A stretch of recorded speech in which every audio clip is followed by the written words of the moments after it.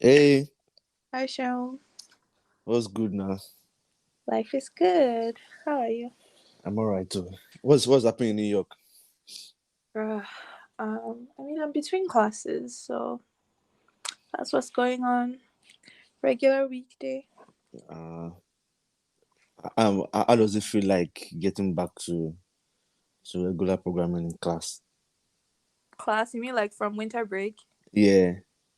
Uh, I mean, I have stuff to do, man. So I'm happy to be back. So happy to be back that I didn't realize there's a holiday in February. Oh yeah. There is. I didn't know.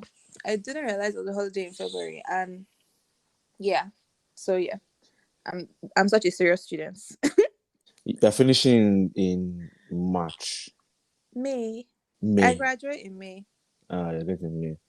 Okay. Yeah. What's the plans for graduation now? Okay, I hope this is not good on podcast, but my plans for Okay. Don't worry. Don't answer. Don't answer. Don't answer. Don't answer. Yeah. But so, have you bought your ticket for Beyonce concert? Because I know you're like the vice president of the BI. Thank you. Yes, I have the tickets aren't out yet, but I have signed up. So I'm going to, Ticketmaster / Live Nation. Well, Ticketmaster, they're the ones doing the tickets this time. Still, I think, yeah. So if you saw the whole Taylor Swift fiasco, so I guess they're Exactly. trying to avoid that. So they made us like sign up, like register for, basically you have to pre-register, and then there'll be a lottery, and then there might be a code, and if you get the code, then you can basically get early access to the ticket. So it's a long road, but A lottery, then information, like the lottery is not even to get the ticket, so the lottery is to give you a chance to buy the ticket, right, to get the pre-sale. So anyway, I'm information, all my ladies, like, we're ready. I've signed up to like 6 different locations. So wow, whichever one that 6 works. different locations. No, to see which one clicks now. And so if so, you are ready to travel all the way to. No, they're around. I'm not going that far. I mean, there was one that was far off, but there's like Jersey, there's Boston, there's Pittsburgh, there's DC. Do you get now? Like, there's Maryland there. It's a train away. On a limb, I put Arizona. There's Arizona, there's Seattle. I really hope I don't have to travel that far or spend money Wow, to travel. But yeah. this is serious. This is serious. That's anyways. Yeah. Beyonce will soon retire. Like, I feel it's my bones. She will soon retire. Not Yeah. retire because she feels old, but retire because she's been on the road since she was 13 years old, you know? Yeah. It's time So to take a step back and allow blue shine this time. you get, so that's how I feel. So let me hurry up and see her real quick. Yeah, I was telling my friend when the story came out, I was like, yeah, I feel like people are not feeling that this might be our last tour, and she might retire after this. So people are like trying to catch that last vibe. I mean, it's not just catching the last vibe. It's the fact that the last time she toured was when? That was the last time Beyonce went on tour. Do you get, like, it's been a while.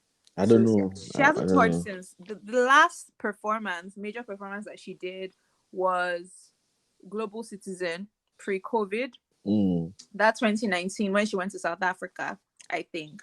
That was the last, like, her last major I guess performance before this Dubai one. So yeah, it's been a while. So Yeah, okay. Anyways, ladies and gentlemen, welcome to this episode of Conversations with Winsala.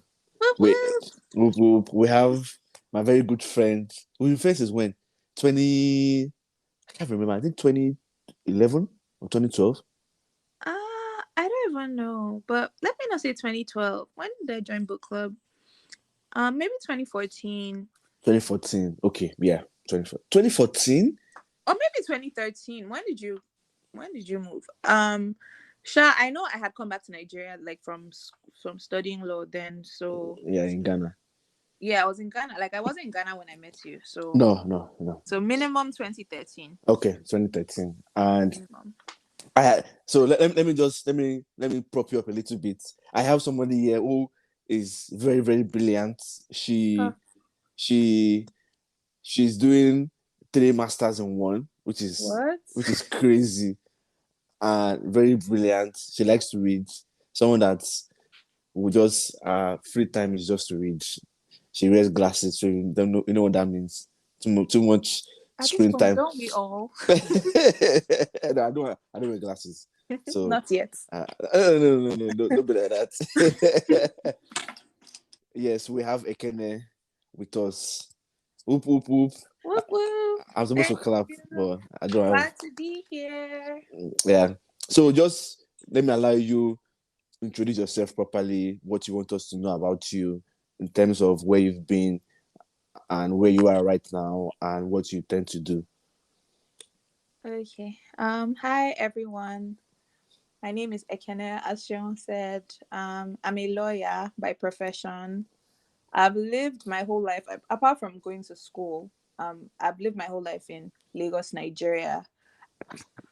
I grew up there, practiced law there, and now I'm in New York City at Cornell Tech, which is Cornell University's campus, dedicated campus to tech in the city. So I'm here doing a single master's in law, technology, and entrepreneurship. So Three it's a in bit of one. a mouthful.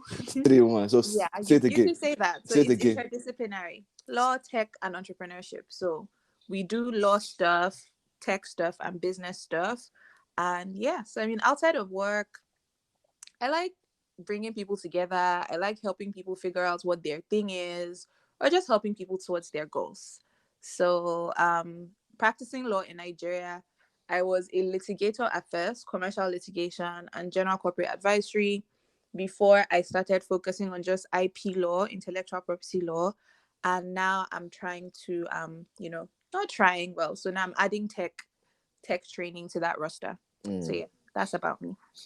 And I would say I've been wanting to have this discussion with you for more than a year now because I'm kind of curious about how intellectual property works in like all sector, be it music, be it tech, or be it even just writing books.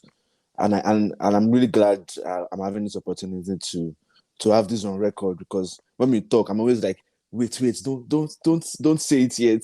Keep it. We have to record this. And I saw your recent post on LinkedIn about TikTok, and I'm like, yeah, like this really makes sense. And I have questions, but I think I'm going to push that till later because I have some Mhm. reservations to some of the comments you made. But Okay. so let's talk about your professional side right now. How has it been for you?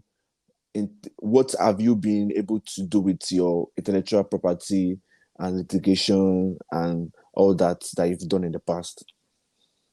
Um, I mean, with litigation, so I started out practicing like litigation because when I came out from law school, I didn't necessarily want to be a lawyer. Like I liked the subject of the law, the whole process of like making an argument, doing some analysis. I liked the idea of the law.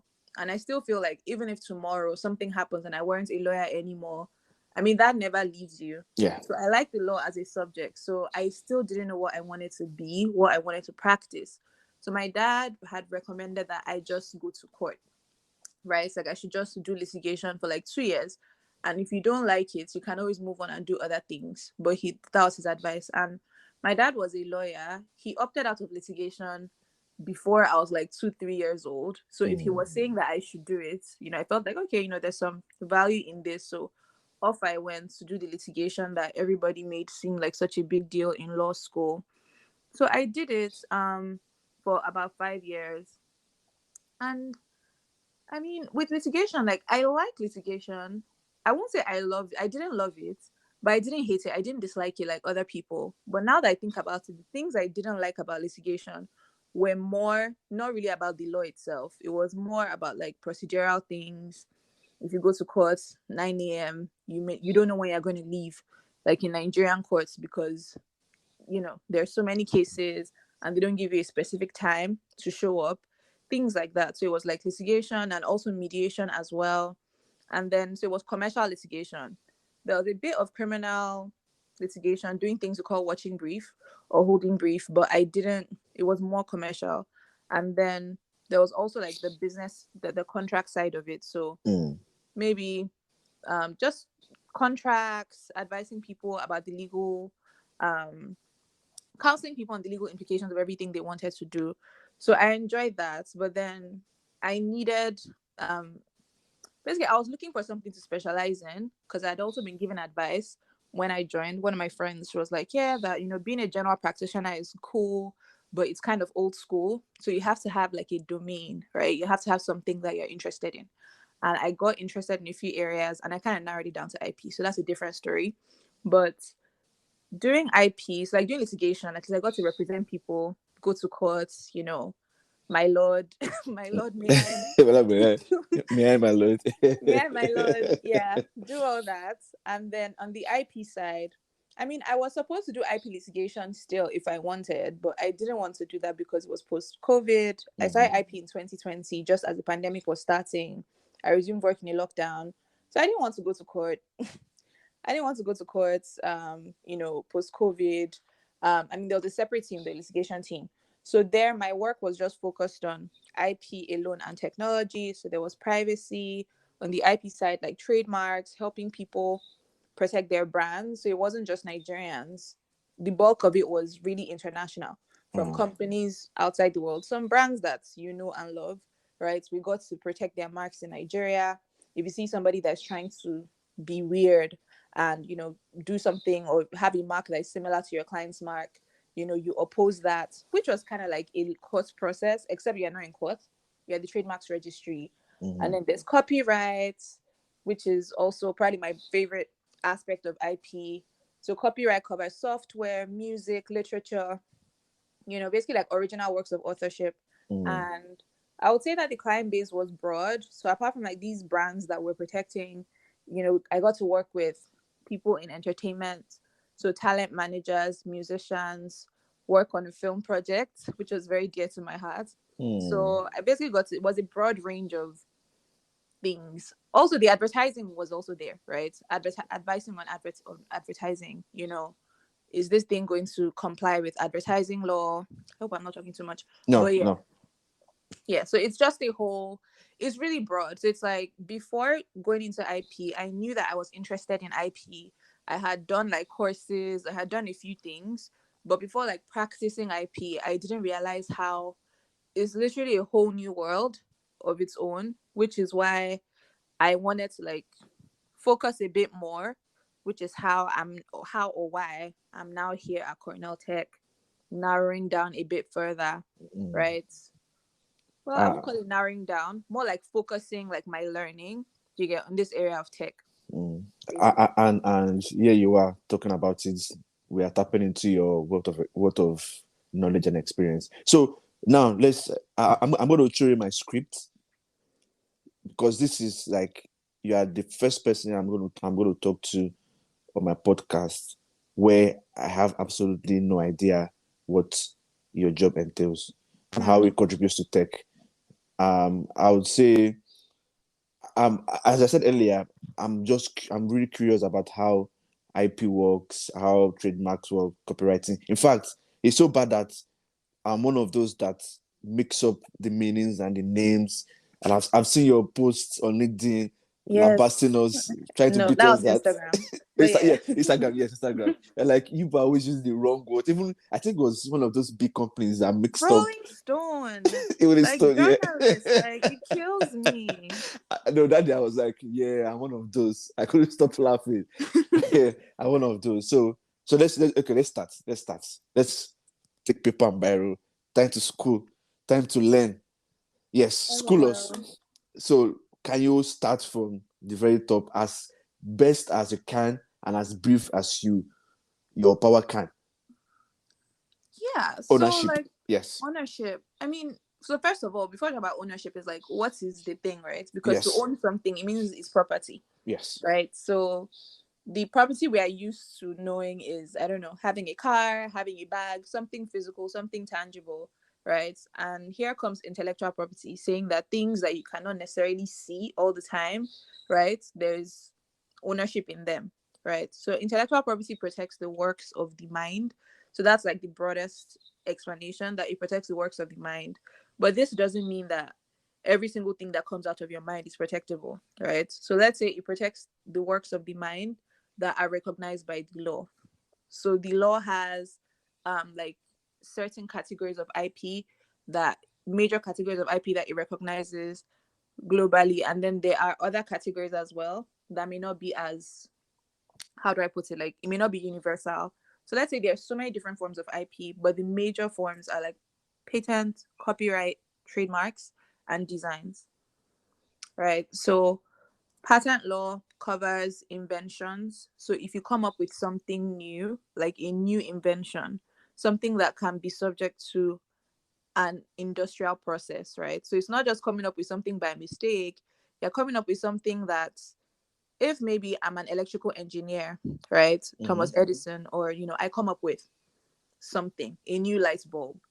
If I can show how I made it in such a way that other people can follow my steps and create that thing, right? That will be covered by patent law. Do you get? So it's protecting Yes. inventors, it's protecting inventions. So basically, you could keep something. So IP is also protected as trade secrets. So trade secrets is like literally you don't tell anybody about it, right? You can keep it to your chest and not tell anybody, and guard it with all the NDAs and processes. But the difficulty with trade secrets is, there's nothing new under the sun. Yeah. If somebody invents that thing by themselves, right, you can't prevent them from doing it because you did it first, right? So that's where patents comes in. So if you don't keep something as a secret and you file a patent instead, the government says, thank you for your disclosure. Thanks for adding to our body of knowledge. So in exchange for this, we'll give you a patent, right? For up to 20 years, usually.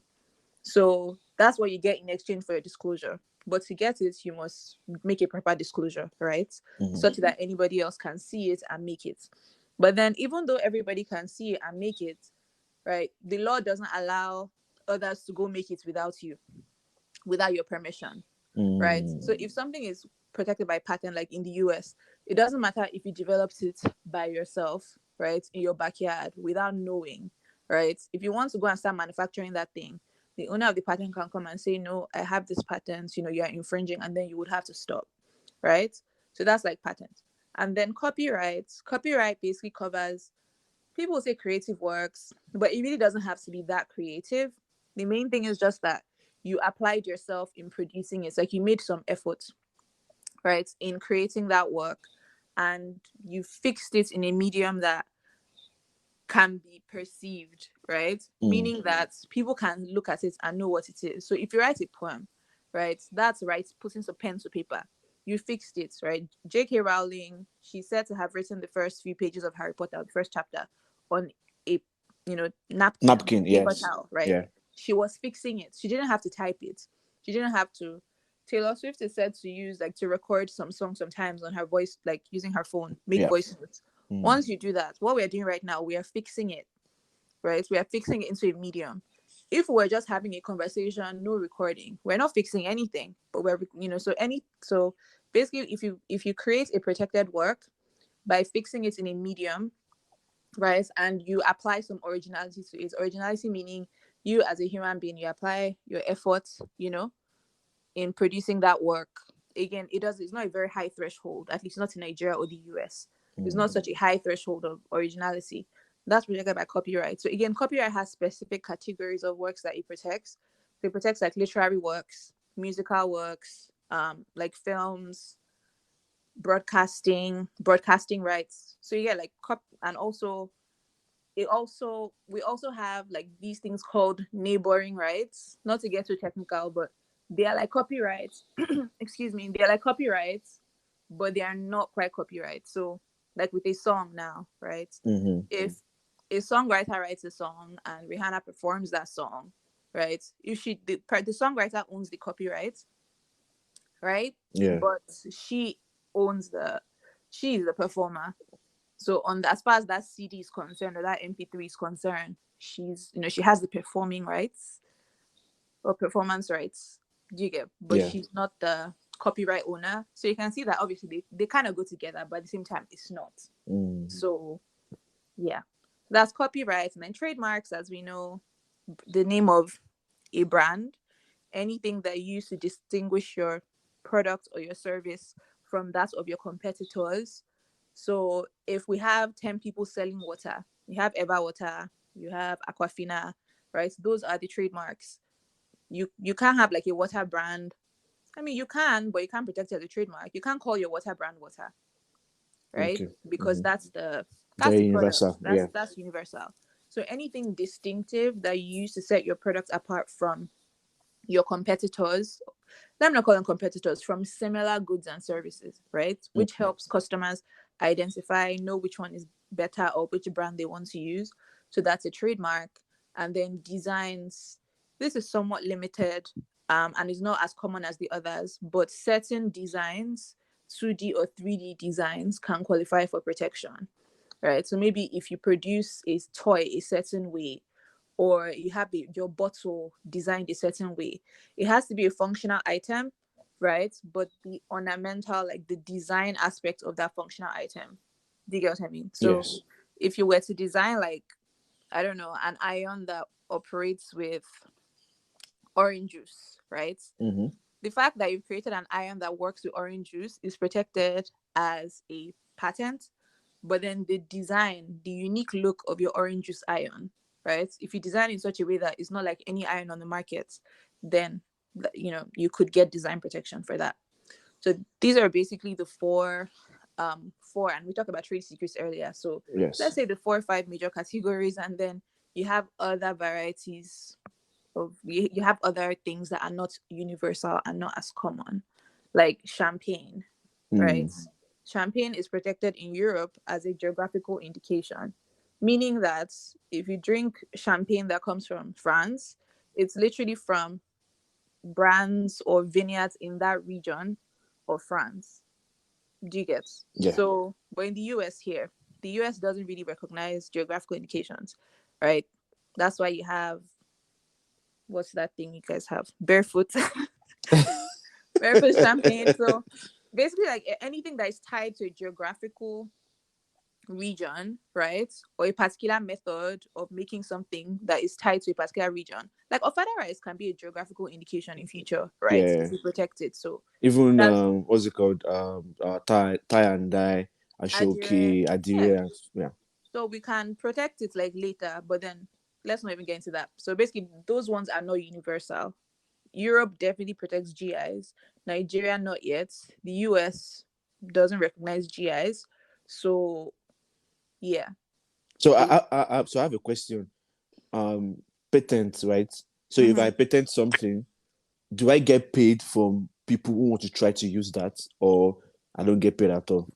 Yeah. So if you patent something, you get paid if anybody is trying to use your patent. So if they're making something using your patent, or if they use it, so if they use your patent to make something, right? Or they sell anything that they use, that they create from following your patented process, you are entitled to. They shouldn't do it without your permission. That's Oh, a okay. general rule. So Yes. permission usually comes from, okay, I allow you to do this if you pay me this is your amount of money, Yes. or I can decide to give it for free. This is my Yeah. You can give it for prerogative. free. Yes, Mm. your prerogative. So copywriting is anything that is written, like, because I know I get, I think I used to understand what copywriting means until I started seeing roles in tech where they say, oh, we're looking for a copywriter. And when I see their job description, it's more like, oh, them writing what the Mm. tech product is going to do. So Yeah. I got confused in that definition. Oh, okay. I mean, it's different spellings, right? So copyright is like copy and rights, like the rights to do something. So just think of copyright as like the rights to copy, or a bundle of rights to copy and control the copying of something. Okay. While copywriting is, yeah, it's in advertising. Like if you draft the copy, the text that is used, like sell or describe a product, or like an ad or something. So that's copy writing, Uh, that writing makes something sense. down. And copy that you write, is protected by copyright. So Mm. yeah. So there are two different. Oh, that makes sense. So there's Yeah. copyright and copywriting. Okay, that makes sense. So now, so part of the reason why I'm interested in this is I don't even remember when I was in Nigeria, I did like an outreach in December or so, and the original idea was for me to have my friends who have small businesses to give me some money to support my outreach.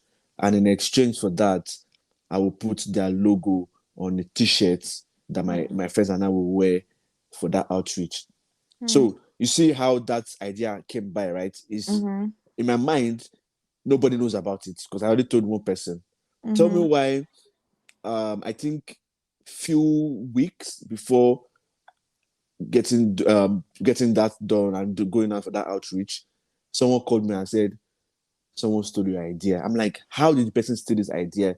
That I know that kind of idea is like very, very like I came up with that idea. I'm 100% sure nobody Mm-hmm. came up with that idea at that same point in time.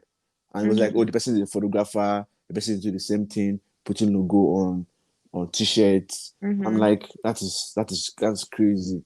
So in that kind of situation, what can someone do to protect himself or herself?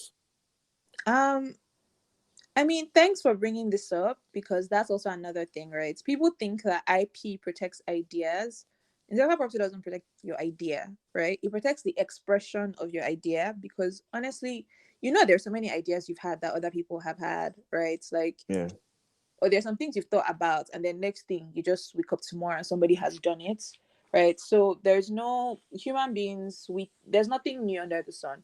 We we think about the same we think about the same things, even if you're not thinking about it. When they sample all 7 billion of us, right, there'll be so many commonalities. So basically, like, IP is not like concerned about the idea that you had, right? It's more about the expression of it. So depending on how this idea is expressed and the form of IP that it meets, that's what determines what happens, right?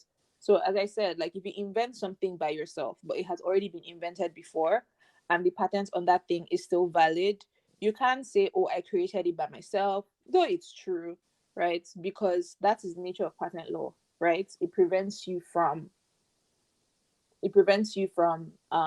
just period, like, you can't make use yourself. You get, like, that's straight up. But Mm. then in copyright is a bit more new. Like, it's not like that. So in copyright, if you're going to like sue somebody for copyright infringement, you have to establish in many cases that there was, like, you have to establish that there was substantial copying, Mm. right? So you have to establish. How do you establish that? You literally have to, like, compare, the thing, to show, oh, this is similar, that's similar, which, as you see, happens in things like songs, right? Yes, yes. Songs, written work, but you can see the difficulty of that applying to Mm. your idea, right? The outreach you wanted to have. Because at the end of the day, it's not so, like, it's interesting that you are going to do that for your own project, for a non-profit, but then it's branding. Like, people have branded for as long as, people have branded for as long as time. People have offered companies the opportunity, right, to Yeah. put their trademarks on stuff. So really, your idea actually involved trademark law, and it would be more about the fact that you need permission from those businesses to Yes. put their trademarks on your shirts, Yeah. right? It doesn't matter that even if they are giving you money, even if they are donating, you still need their permission to put Yes. the trademarks on the logos on the shirt. Yes. So yeah. So even like when people like tech people now, you work with different companies, you now put their logos on your website. You actually need their permission to do that. Like, it's not Right. just because you worked. Yes, you did, but you just tell them in advance you would like to do XYZ, and they will Mm. most likely say yes. But you just have to give the permission because people is their trademark and they would want to control how that is being used. Mm. So in my own situation, right? It was clear that I was gonna get. I mean, they really want to give me the logos because that was what the exchange was based on. Give me Yes. money and I'll get your logo, and it was like expressly stated. It wasn't Yeah. like okay. Anyways, moving forward now, let's bring this talk to tech. Um, So I'll give another Sorry, example. before we go to tech, I just Okay. also wanted to clarify something, right? Yeah. So for something like to patent something, you have to patent it because you are taking that step of filing the patent. The same thing with trademarks, right? At least in Nigeria, you have to file a trademark first. In the US, you can use without you use first before you file. But unlike all of these, copyright protection is automatic. So from the moment you write, from the moment you fix it, as we're fixing this podcast right now on Anchor, like it is fixed. Do you get? So copyright protection is already there. So if you want to bring a lawsuit or something, there are additional rules about in the US at least about, oh, you register the trade you register the work, before bringing the action. But in Nigeria and so many countries around the world, there's no added requirements, right? Copyright is in it, so you can't copyright something, right? It's already protected by By copyright. copyrights. Oh, Yeah. okay. Okay. Now, beginning to tech. How do you protect yourself when you create a product? Say that product has not been done by anybody before. I'll give an example. When Snapchat came out, nobody had done that before. Then Instagram copied, Instagram by extension, WhatsApp. So how do you protect yourself as a tech product entrepreneur? So the thing about, again, like back to the different forms of IP, as a tech company, you always want to be on top of everything you're creating and get advice on just in what buckets they fall, right? So looking at Snapchat now, let's see. So what was so unique about Snapchat? They were coming and they were, I guess, offering us 24-hour, right? That was the Yes. attraction of Snapchat, right? Yes. So 24-hour Posting. posting, and pictures will go after 24 hours. This is a functionality that pretty much I'm sure anybody who had the ability to create a file sharing app, right, could do. Yes. So it's not like they invented something new. Rather, they presented something. They gave this, the fact that they chose this as the option, right, set them apart. So with IP strategy, it's not just about what you do, it's also about like what you don't do, right? So here now, I wouldn't say that there's anything protectable in quotes about Snapchat's 24-hour gigets, like the 24-hour thing. It's what's the idea? You have to go down like, okay, so what is this thing at the end of the day? Not just because it's new, right? Mm-hmm. What is the new thing that is being offered? Like, would we say that something like Uber, for instance? Okay, so Uber, they invented, let me say invented, like they made it easy for us to hail cabs. Yes. Ride hailing had always been a thing. People would hail them. If you're in a hotel, the concierge will call for Awesome. you, Yeah. right? Or you can call somebody in, if you're in a neighborhood, the taxis in the area. So they didn't like invent ride hailing, right? They were just the first to put, to make the, so I guess, let me not say, I don't know if they were technically the first, but let's just say they were a leader in bringing technology into that process. Yeah. So for something like that, right, it's like that's where it gets dicey in terms of like, because it's not so novel, right? But then if there's something like particularly novel about your technology, again, software patents are dicey. Like generally speaking, there have been software patents like they're protected, like Amazon's one click. But generally speaking, software is protected by copyright, right? And anybody can do the same thing that you did as long as they didn't like substantially copy you. So that's why you can have Uber and Bolt and Lyft and Juno. Do you get? They're all doing the same thing. It will be a problem if you go and copy Uber's code, right? Mm-hmm. Verbatim. But if you can write your own code that does the same thing, like the law is not going to prevent you from doing that. So I feel like with tech companies and trying to like protect their work, it's more, first of all, like the brand name will be the major thing, Yeah. right? So Yeah. it's Uber, Snap. So choosing a good name and then protecting it. And then because a lot of these things are not hardware focused, right? They are software. So the design part goes out, right? But then from a copyright perspective, we could say that the GUI of the app, like the graphical user interface, some of these things, they are protected, right? Mm-hmm. So if you can design yours in such a way that is unique, right? But then again, like, so many designers, like it will be kind of hard for you to establish how unique it is, but you can try, right? So if you really try and come up with something that is, you know, unique Unique, and yeah. novel, like so that the law would recognize like some protection in that. Yeah, because if you notice, Uber and Lyft, the way they operate, the way they function is very, very similar. It's very similar because I mean, how many ways are consumed? Like everybody wants to do it the right way. Like I don't think customers have like 10 different ways we want to hail a cab, right? If people want to hail a cab, they want to hail a cab. Even the things that they implement, right? The fact that they use maybe Google Map APIs, right, for their Yeah. location services. So when you have that, right, it's like, I mean, you will not be the exclusive person, licensing that from Google. So I would say that with tech and like software like restrictions, it will be more in the like business partnerships that you have and also with your employees. So if for instance you're writing code, like your code is so valuable, right? It's protected. Nobody should go copy your code. So as a tech founder, you want to ensure that your company owns the code, right? Like it's because you want to ensure that your company owns the code. In Nigeria, like copyright automatically belongs to the general rule that the employee owns the copyright, like whoever it is that created the copyright, the author. That's a general rule. So for a Nigerian tech company, right? I'm assuming a lot of your listeners are Nigerian too. So for a Nigerian tech company to protect their copyright, they want to ensure that they have agreements with their employees, whether it's in the employment contract or in subsequent agreements that assign, ownership in all IP that the employee creates for the company to the company. So they cannot go away with the code, or they can. So that they can't. No, they cannot. So they relinquish the ownership to The the. ownership, yes, they transfer ownership to the company, Oh, right? To the so employer. what about the US?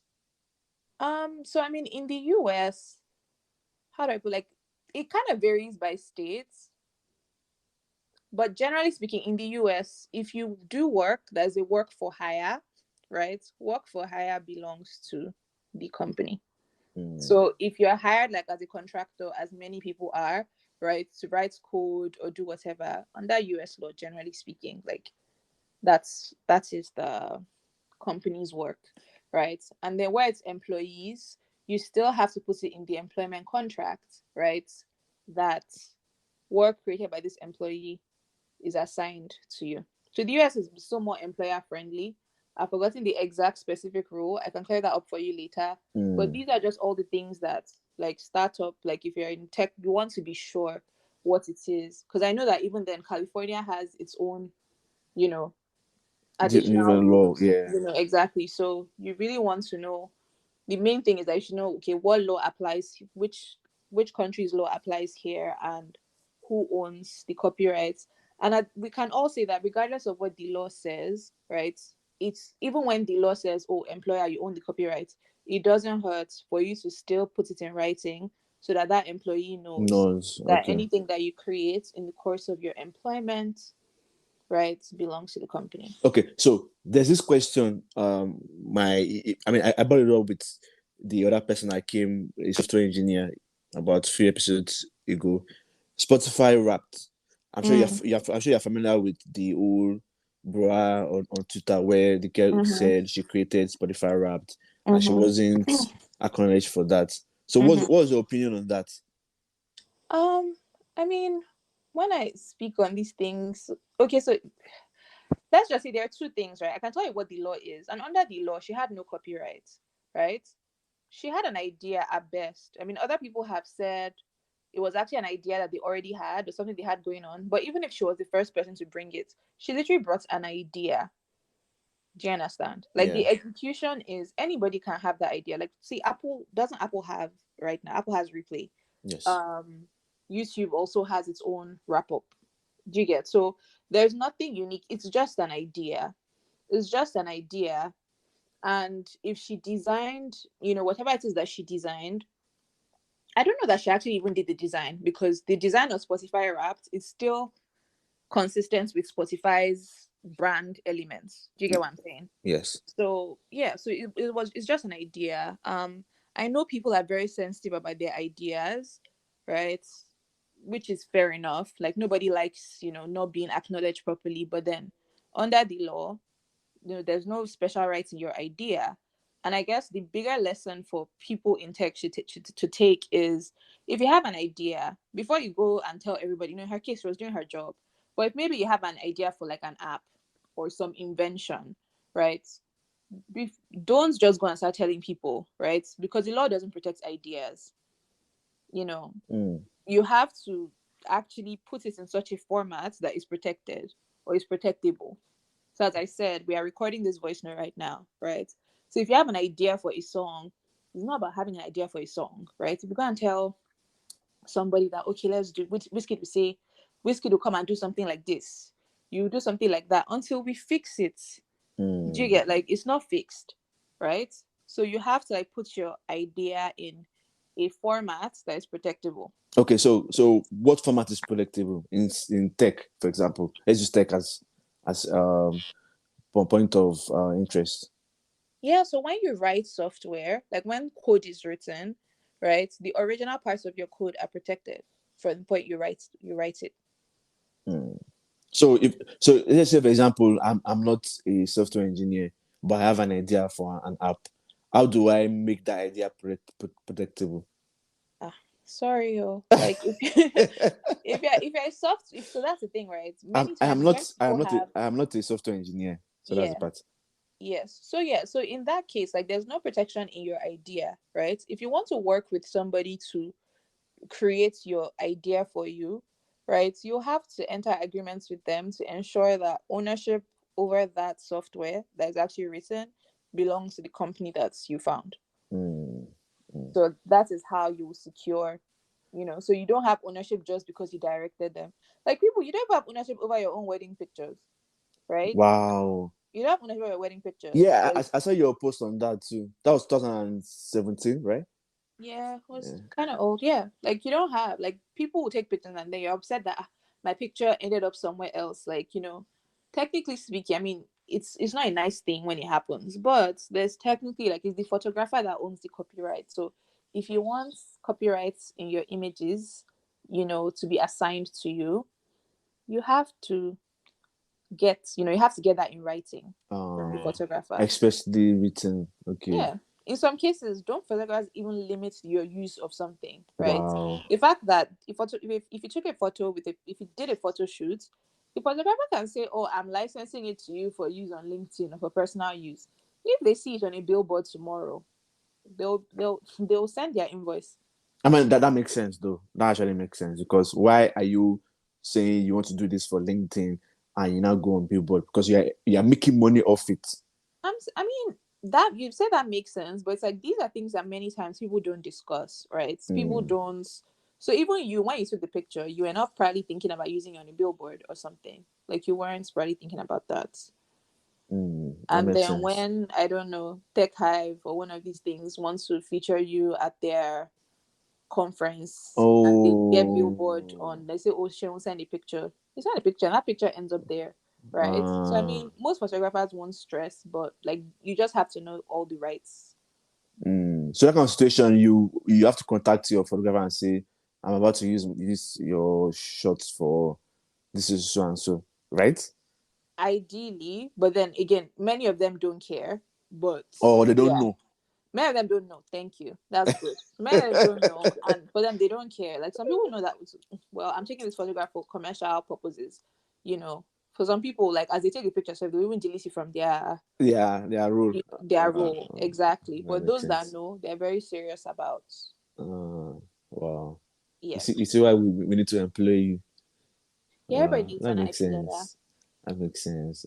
Honestly, I would say we can go on and on and on, because uh yeah, And I will I've just have one more plug for IP lawyers is the fact that like lawyers like to feel like they can do everything or they can do anything, but really different rules apply. Like if you want to come at something with your regular property mindset, like you'll run into trouble in IP law because if you pay big money for a photographer to take you pictures, you will really struggle with why, they would want to do anything that's not what you want to do. Do you get what I'm saying? Like, yes. so it's not just because you pay money for something. Paying money directing, like it's IP is kind of different rules. So paying money is not enough.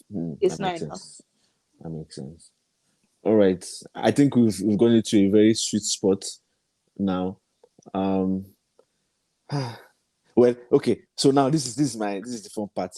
Explain what you do to a 7-year-old. Sorry. Before I explain why I do say 7-year-old, I also have to mention that we're in an interesting time, right? With technology, with all the things like generative AI, Yeah. right? Creating artwork, like there are other issues that are nuanced, there are issues that arise. For instance, the US's position is that copyright, to be protected by copyright, the work has to be created by a human being, right?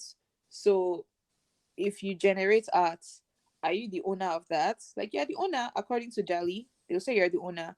But does the copyright office recognize that that is your work? No. Work. So what Oh. does this imply? If you like, go and put on a play, go and ask ChatGPT to write you a play, right? Inspired by this and that and that. If it's a hit, awesome. If it's not copyright protected, right? Because it wasn't created by a human being, you can't prevent other people from From putting on your using. play. Oh. So these are all the new issues that are arising, and just even around like using data sets. Like, you've seen Stable Diffusion. I don't know if you've seen that they're being sued in the US and the UK, right? So if you're using generative arts, to generate arts, basically, like, some people feel like they should have a copyright interest in that if their work was used to train, the model. The model. So it's just interesting times. Oh. But I mean, how to explain what I do to a 5-year-old, 7 year 7 year old. Seven. is a bit yeah, I'll just tell them that I help them protect their ideas, protect all their magical ideas. Then yeah, basically I help them protect their ideas. That's what That's. I'll say. I Then mean, it gets that's. more nuanced, of course, but yeah. Yeah. That's as best as it can get. I think we need to do a part 2 of this your section, because I still have so many things to ask and talk about. Right. Yeah. But yeah, but so far so good. I think we're at a very, as I said, we're at a very sweet spot to Yeah. put a pause on this. Yeah. I think Um, we've done an intro, and then yes, we can delve into more specific topics in the future. yes, yes, and hopefully we'll eat rice for your graduation. Woo, woo. It's just for your graduation. So, and you say you'll be in New York, right? You're not living in New York. I mean, New York is ideal, but I don't. I'm not particular about staying in the city. I know the kind of work I want to do, so I still want to do my IP, my tech work. So wherever the work takes me, basically. So I'm not like tied to New York. So Definitely, you will find a lot of openings, especially in this space where I wouldn't say it's kind of new, but it's an emerging space, because people are having ideas, people are creating products, so they will definitely need guidance on how to go about the compliance, go about trademarks, and as you said, so intellectual property is the queen of all of them. I'm using queen now because of Beyonce, queen of all of them. right. I Yeah. mean, ultimately, though, what would be ideal, like in the long run, like in the long term, when I'm old and gray, this is just also like influence, like policy making, because basically, like, tech is changing the way Yes. IP as we know it is making it. It's always made it easier to infringe. It's changing so much. So it's a very exciting time. Yeah, and there's still a lot to talk about when it comes to data and how they are using data. But Yeah. that's a different There are topic. also IP rights in data, but that's a different topic. It's a different topic. Anyways, thank you very much for coming through for this episode. Hopefully, we'll have you come back to talk more on ownership, and we'll dive into protection when it comes to our data and Thanks how for these having companies are using me. our data. Yes, so you guys can go on her LinkedIn. She's always dropping gems. Um, what's your LinkedIn again? Not always. You're always, you're always, you're Not always. always. Always. Ekene CO. So like the LinkedIn URL stuff, just like search my name. I Oh, think you okay. put my name in the podcast. Yeah, I would. And she's always dropping stuff on Instagram. That's where you find her. That's what I found when she was talking about Rolling Stone not using Afrochella, proper, yeah, Coachella. Coachella, yeah, Coachella. Yeah. Yes. All right. Yeah. All right. Thank you. Thanks, Uh, Shane. yeah, and have a good one. You too. Bye. Bye.